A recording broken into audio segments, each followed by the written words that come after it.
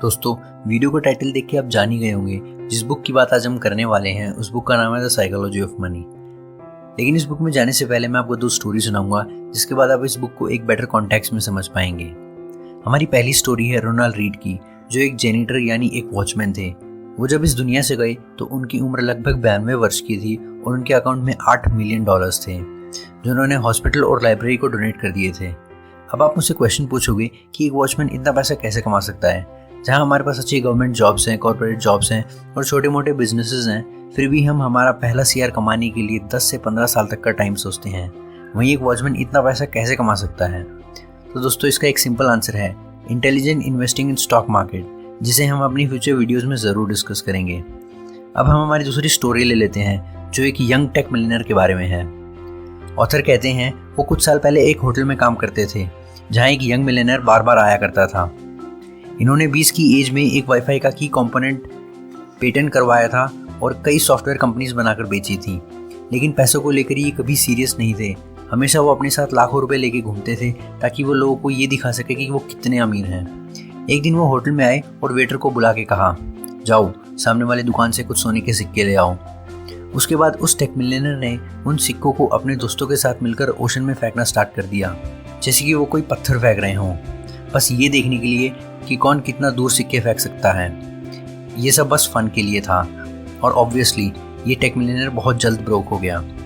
तो दोस्तों, इन दोनों स्टोरी से हमें पता चलता है कि हम ह्यूमन बीइंग्स इमोशनल होते हैं, लॉजिकल नहीं। जहां रीड ने अपने कंट्रोल इमोशन से अपने कुछ पैसों को डिसिप्लिन इन्वेस्टिंग से बड़ा बना दिया था, वहीं उस टेक मिलियनेयर ने अपनी एक्साइटमेंट और अनकंट्रोल्ड इमोशन से अपना बड़ा पैसा भी गंवा दिया। क्योंकि बेसिक लॉजिक तो यही कहता है कि money saved and intelligently invested grows it, whereas money spent is gone forever. So according to Morgan Housel, आज हम पैसों को लेकर कुछ रूल सीखेंगे। मॉर्गन हाउसल कहते हैं जो इन रूल्स को फॉलो करता है उसके पास हमेशा पैसा रहेगा और वो इन पैसों को ग्रो भी कर पाएगा। So rule number 1, savings and financial freedom. इस दुनिया में लोगों की 3 कैटेगरी होती है। पहली जो सेव करते हैं, दूसरी जो सेव नहीं करते और तीसरी जो सोचते हैं उन्हें सेव करने की क्या ज़रूरत। आप डेफिनेटली तीसरी कैटेगरी में नहीं आते हैं क्योंकि आप ये वीडियो देख रहे हैं। दोस्तों, आपने अपने पेरेंट्स से हमेशा सुना होगा कि सेविंग इज़ वेरी इंपॉर्टेंट। उसमें आप एक बात और जोड़ लीजिए, growing money is equally important. क्योंकि अगर आप बस पैसे सेव करते हो तो आप भी इन्फ्लेशन की वजह से गरीब हो रहे हो, और अगर आप सेविंग एंड इन्वेस्टिंग दोनों करते हो तो आपको फाइनेंशियल फ्रीडम अचीव करने से कोई नहीं रोक सकता। Rule number 2, everything comes at a price. यानी हर चीज़ का एक प्राइस होता है। हमें कुछ पाने के लिए कुछ ना कुछ ज़रूर सेक्रीफाइस करना पड़ता है। इसे हम कुछ ऐसे समझेंगे, मान लो एक स्टूडेंट है, वो अपने एग्जाम्स में अच्छा स्कोर करना चाहता है, सो उसे अपने दोस्तों के साथ खेलना, कूदना, पार्टी, सब चीज़ सेक्रीफाइस करनी पड़ेगी और अपनी बुक्स के साथ बैठना पड़ेगा। उससे ये प्रोबेबिलिटी बनती है कि वो अपने एग्जाम्स में अच्छा स्कोर कर पाएगा कि उसने अपना सारा फन सेक्रीफाइस किया और उसने अपनी बुक्स के साथ टाइम बिताया। ठीक वैसे ही जब आपको अमीर बनना है और इन्वेस्टिंग से अपने पैसों को ग्रो करना है तो आपके पास 2 ऑप्शंस हैं। या तो आप अपने पैसों को ऐसी जगह इन्वेस्ट करो जहां आपको अच्छा रिटर्न मिलेगा, according to author index fund या डायरेक्ट स्टॉक्स में। लेकिन उसके लिए आपको इसे सीखना पड़ेगा, यही उसका प्राइस है। ये प्राइस आप पैसों में नहीं पे करोगे, बल्कि डाउट, अनसर्टेनिटी, वोलेटिलिटी, रिस्क और थोड़ा टाइम देके उसके बारे में सीख के पे करोगे। लेकिन उससे एज अ रिवॉर्ड आपका फ्यूचर ब्राइट होगा। दूसरा ऑप्शन है आप अपने पैसों को किसी सेफ जगह इन्वेस्ट करो जहां आपको रिटर्न कम मिलेगा लेकिन आपका कैपिटल सेफ होगा। उससे आपको सेफ्टी तो मिल जाएगी लेकिन आपका उतना प्रॉफिट नहीं होगा और यही उसका प्राइस होगा। और इस ऑप्शन में आप खराब रिटर्न लेके इसका प्राइस पे करते हो।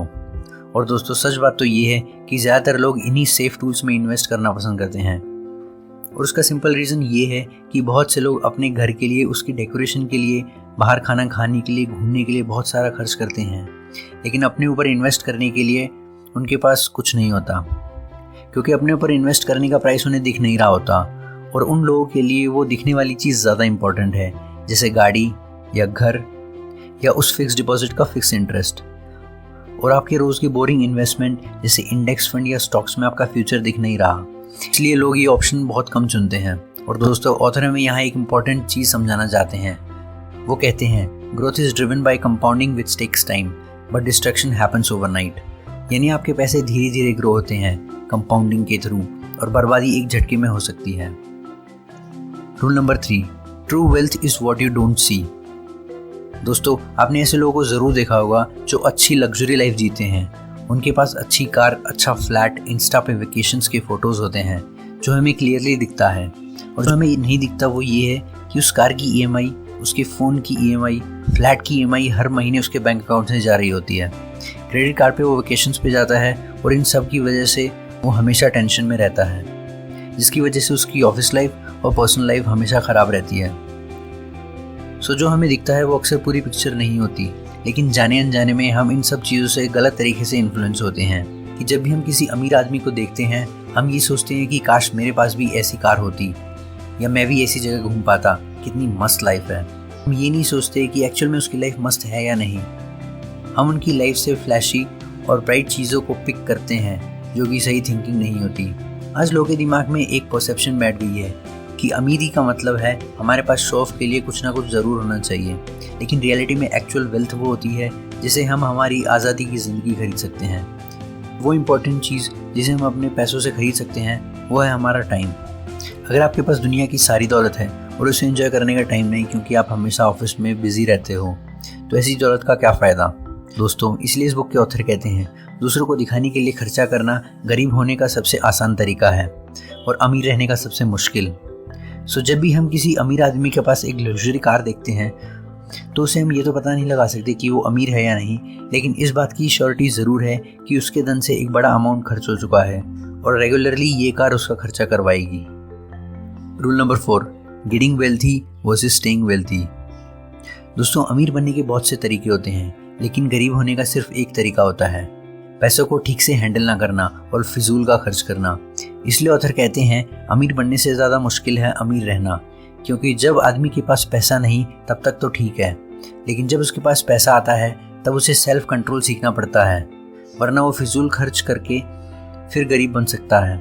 इसलिए आपको अमीर बनने और अमीर रहने के लिए अलग अलग माइंडसेट चाहिए, लेकिन पॉसिबिलिटी है अगर आप इन्वेस्ट करके कंपाउंडिंग की पावर से स्लोली अमीर बनते हो तो ये माइंडसेट आपको अमीर रहने में ज़रूर मदद करेगा। इसलिए आज दुनिया के 90% से ज़्यादा मिलियनर सेल्फ मेड हैं और दुनिया के 70% से ज़्यादा लॉटरी विनर्स ब्रोक हो चुके हैं। इसलिए हमेशा आपको एक सर्वाइवल माइंडसेट रखना चाहिए अकॉर्डिंग टू ऑथर, जिसके लिए हमें 3 चीज़ों की ज़रूरत होती है। पहला, aim to be financially unbreakable. अपने आप को इतना स्ट्रांग बना लो कि आपको मार्केट की वोलेटिलिटी अफेक्ट ना कर सके। जैसे आपको पता है जब भी हम गोल्ड में या रियल एस्टेट में इन्वेस्ट करते हैं इसमें भी प्राइस उठता गिरता रहता है, लेकिन हमें ये पता है कि लॉन्ग रन में हमें रिटर्न ज़रूर मिलेगा। जब भी प्राइस गिरता है हम इसे बेचते नहीं हैं, हम और ज़्यादा खरीदते हैं। हमें यही लॉजिक स्टॉक मार्केट में यूज़ करना है। हमें मार्केट साइकिल को हमारे बेनिफिट के लिए यूज़ करना है और लो में ज़्यादा बाय करना है। Second, good plan leaves room for error. यानी जब भी आप कुछ प्लान करते हो और अगर वो उस प्लान के अकॉर्डिंग ना जाए तो आपका प्लान भी क्या होगा। और इन्वेस्टिंग की दुनिया में इसलिए हम कई कंपनियों का पोर्टफोलियो क्रिएट करते हैं ताकि एक या दो कंपनी अच्छा ना करे तो दूसरी कंपनी हमारी नाव को बचा ले, और एक इमरजेंसी फंड हमें हमेशा साइड में रखना चाहिए। Third, be optimistic about future but paranoid about obstacles to success. यानी आपको फ्यूचर को लेके हमेशा ऑप्टिमिस्ट और पॉजिटिव रहना चाहिए, लेकिन हमेशा अपनी करंट सक्सेस को लेके सावधान रहना चाहिए कि उसे कोई खतरा तो नहीं है। ऑथर ने हमें यहाँ 2 इंटरेस्टिंग एग्जाम्पल दिए हैं। पहला, रोनाल्ड रीड का, जो हमने वीडियो के स्टार्ट में डिस्कस किया था, जो कि एक बस वॉचमैन होकर भी इतना पैसा कमा गए। और यहाँ दूसरा एग्जाम्पल है रिचर्ड फुस्कन का, दुनिया के सबसे टॉप कॉलेज हार्वर्ड से पढ़ाई करता है, दुनिया की सबसे टॉप कंपनी मेरिल लिंच में काम करता है और एक अच्छी पोजीशन एग्जीक्यूटिव पे पहुँचता है, और उसे कर्ज और खर्चा करने की ऐसी आदत लगी कि उसे 2008 में बैंकरप्सी डिक्लेयर करनी पड़ी। दोस्तों, गरीबी से बुरी चीज़ क्या होती है? ये कि आप अमीर बने और फिर से गरीब हो गए। तो इसलिए आप अपने दम पे 10 लाख रुपए इन्वेस्ट करके उसे मैनेज नहीं कर सकते तो आप 10 करोड़ रुपए को मैनेज नहीं कर सकते। और इससे हमें ये चीज़ पता चलती है कि सबसे बड़ी प्रॉब्लम कम पैसा नहीं, आपकी प्रॉब्लम ये है कि आपको पैसा मैनेज करना नहीं आता। क्योंकि गरीब लोगों की सोच ये है कि जब हमारे पास ज़्यादा पैसा होगा तो हम उसे मैनेज करना सीखेंगे, लेकिन अमीर लोग ये सोचते हैं अगर हम कम पैसों को अच्छे से मैनेज करेंगे तो हमारा पैसा अपने आप बढ़ जाएगा। Rule number 5, Morgan Housel's timeless advice. First, independent decisions. अपने फाइनेंशियल डिसीजंस इंडिपेंडेंटली लो, किसी को दिखाने के लिए या किसी के एडवाइस पे नहीं। अपनी पूरी रिसर्च करो और फिर decision low. Second, live below your means. आपने वो कहावत तो ज़रूर सुनी होगी, जितनी चादर है उतने पैर पसारो। क्योंकि सबसे बुरी चीज़ आप ये करोगे कि आप अपने फ्यूचर की कमाई को आज ही खर्च कर दो। Third, seek pleasure from low cost activities. Author कहते हैं आप अपने मज़े छोटी मोटी चीज़ों में ढूंढिए। अगर आप एक सेलफोन लेना चाहते हैं तो एक नॉर्मल सेलफोन खरीदिए और खुश रहिए। अगर एक नई कार लेना चाहते हैं तो सेकेंड हैंड कार लीजिए और उसमें मज़े ढूंढिए। एक्सरसाइज कीजिए, इन्वेस्टिंग सीखिए, क्योंकि लाइफ में असली मज़े फ्री और छोटी मोटी चीज़ों में हैं जो रोज़ होती हैं, और इससे आप हेल्दी भी रहोगे, वेल्दी भी रहोगे और वाइज भी बनोगे। Fourth, maintain 20% of wealth in liquid funds. वो इसलिए जब भी स्टॉक मार्केट गिरता है तो आपको अपने शेयर्स बेचने की ज़रूरत नहीं पड़ेगी। आप ऐसे टाइम पे वो इमरजेंसी फंड यूज़ कर सकते हो। Fifth, first rule of compounding is to not to interrupt it. आपकी एक्चुअल वेल्थ कंपाउंडिंग से ग्रो होगी। कंडीशन ये है, आपको उससे छेड़ना नहीं है, आपको उसे बिना रोक टोक के कंपाउंड होने देना है। Sixth, every investor should pick a strategy that has the highest order of successful meeting goals. Author के हिसाब से index funds are the best bet. Seventh, 3 key elements of financial success. A, high saving rate. B, patience. C, long term optimism.